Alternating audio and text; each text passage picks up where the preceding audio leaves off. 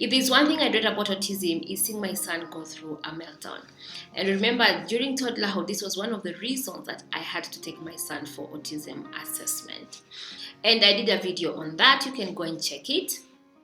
And I'm going to use that experience as an example of the missed opportunities that I had that I could have prevented my son from getting to that state of having a meltdown. If you're new here, my name is Lema Lema and welcome, and I'm glad that you're here. Is it a tantrum or is it a meltdown? A tantrum is voluntary. It's an emotional outburst due to an unmet need, okay? So it's actually manipulative.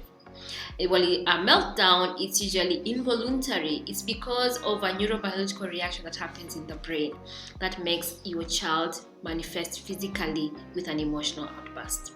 Okay? Presentation looks exactly the same because they are all emotional outbursts. However, to differentiate them, they all have triggers. For a tantrum, once the need is given, like you give in to that child's need, the tantrum disappears immediately.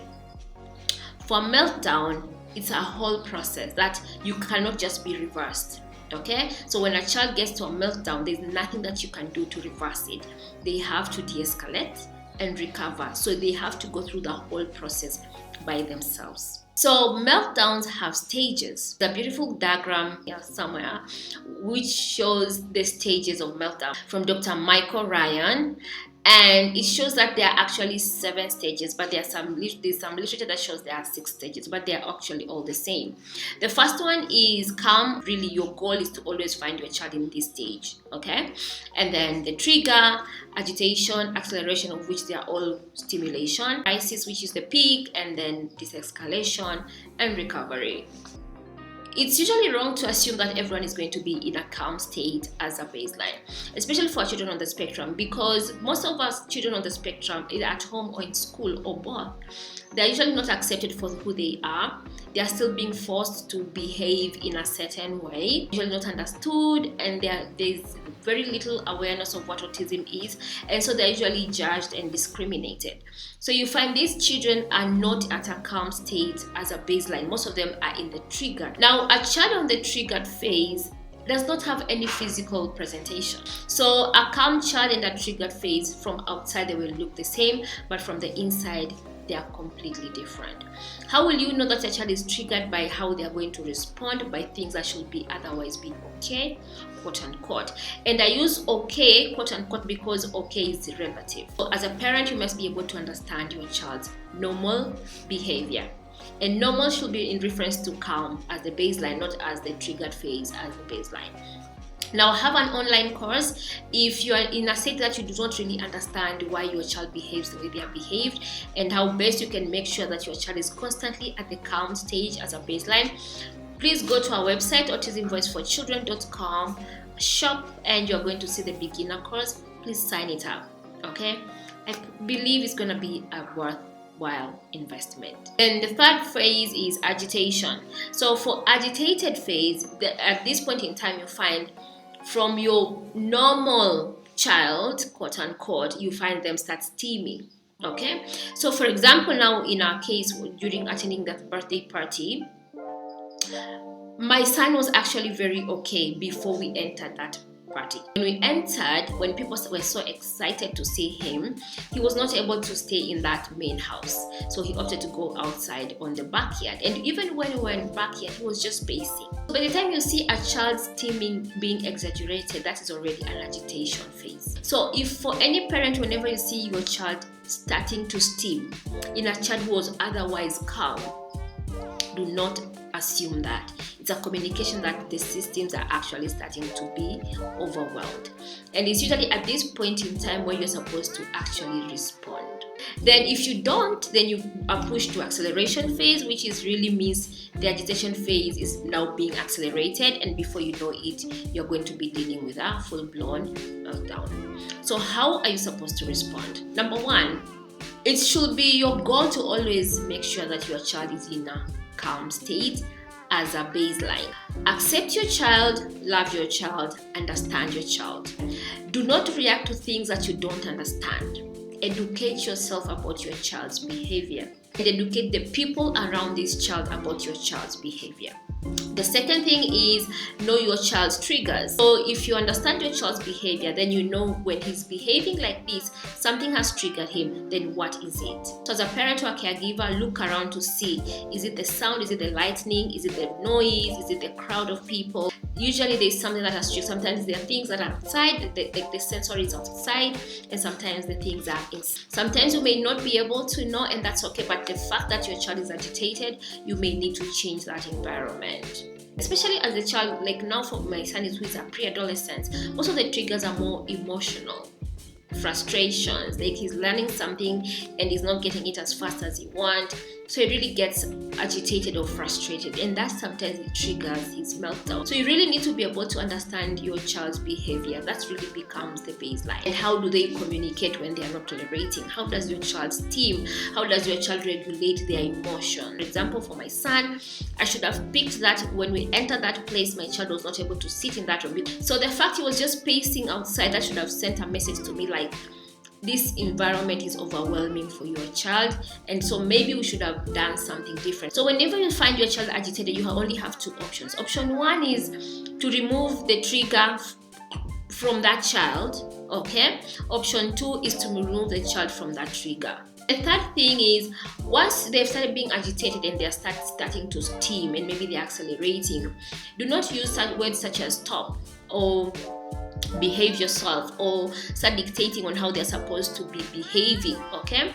Or using force to restrain them from regulating themselves. Remember, as they regulate themselves, they're really trying to calm themselves down.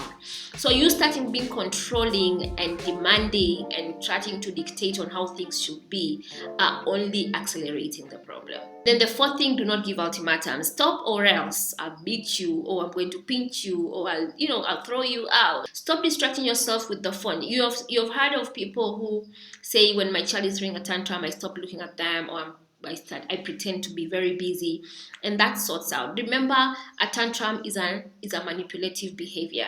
A meltdown is not. Stop being angry, stop disciplining, stop shouting at them. So if for any reason now the child accelerates, and then before you know it, you find yourself in the deep end of a crisis, there's absolutely nothing that you can do or tell that will actually change the course of that trajectory. To remember, this is an issue of an overwhelmed system. The first thing is safety first. Make sure your child is safe. Make sure the people around this child are safe, and make sure the environment around this child is safe. That's the first thing. The second thing is, this is an overwhelm of a system because of sensory input, and so minimize sensory input. So if there were bright lights, turn them off. Of course, it depends with where you are, but if it's possible, turn them off. If the TV is on, if the radio is on, if there's a lot of noise, just reduce that as well if you can. And most of the time, if it's something that is above them, you find them eloping, you'll find them covering their ear. If now, for example, they are hitting themselves, or they are hitting other people, or they are throwing things, body blocking is usually recommended instead of restraining. And we always say you only use restraining when you think you've done everything else and it's not helping, because as you restrain, you are just putting more input of sensory in this child's body. Stop shouting, as we said, and stop saying, stop, don't do this. So you have to be very firm. You have to be in a very calm voice. Use a very calm voice, and use short words. So things like no, hands down, safe hands. So you use words that your child knows and understands. Maybe they're picking something to throw. Say no, hands down, safe hands. Okay, and usually safe hands, we prefer them to put their hands in this way, so that they don't have to use their hands either for hitting others or for hitting themselves or to pick things and throw. When it comes to spitting, it is okay, let them spit, and we are sorry if you're going to be the one who's the saliva will land on you, but the whole idea is move around and create space for this child. And if for any reason they tell you leave me alone, please leave them alone. This does not now mean you're going to lock them in the door, in a room, no. What you need to do is give them that space that they demand. Stay close enough, but if they tell you leave alone, the whole idea is you want them to be safe even when they are alone. Okay, so assuming you have a safe space, you should always remind them to go to a safe space. And if this safe space is in a bedroom, it is okay for them to go to a bedroom, but make sure they're not able to lock themselves inside the bedroom. If your child is the one that elopes, please be careful to always make sure it's safe. You may have to run after them. Sometimes most of the time they outrun us, and so you may need to start shouting and ask people to help you to stop them, okay, from wherever. And this is one of the areas where you are just forced to restrain them. And after that, eventually they'll de-escalate.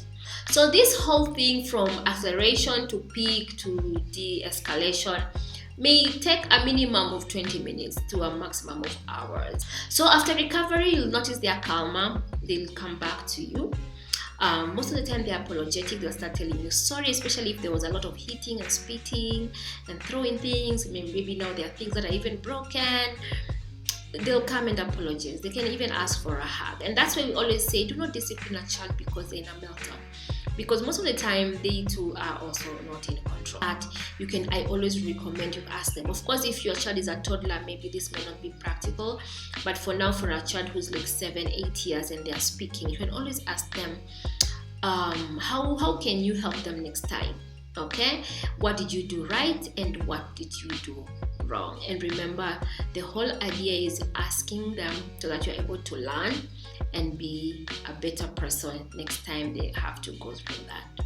Okay, so I really hope this helps someone. And I did also a video on how to handle challenging behaviors for children on the spectrum, and please, it's somewhere there, you can go and watch it. Till then,